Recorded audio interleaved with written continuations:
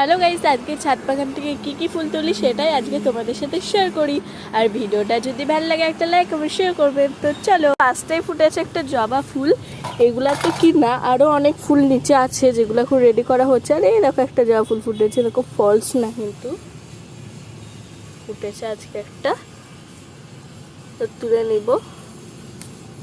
এই দেখো কি সুন্দর না, সাইজটা ছোট হলেও কি সুন্দর দেখতে, অপূর্ব।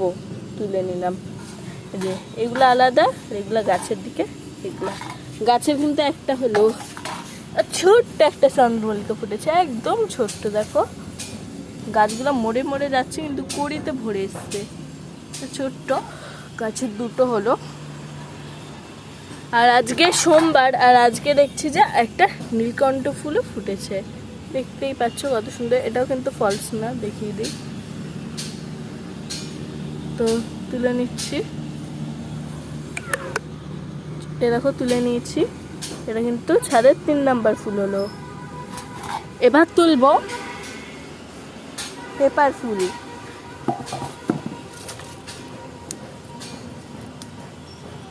তিনটে পেপার ফুল তুললাম। এখন এই গাছটায় দেখতে পাচ্ছি কি পরিমাণ চন্দ্রমল্লিকা করি এসছে, তার ভিতর থেকে একটা তুললাম। আর আজকে একটা ফুল ফুটেছে, সেটা আমি কালকে তুলবো। এই চন্দ্রমল্লিকাটা কয়েকদিন পর তুলবো। আর হ্যাঁ, আমি আর একটা জিনিস নিতেই ভুলে যাচ্ছি, সেটা হচ্ছে তুলসী পাতা। তুলসী পাতা না নিলে কি পুজো হয়?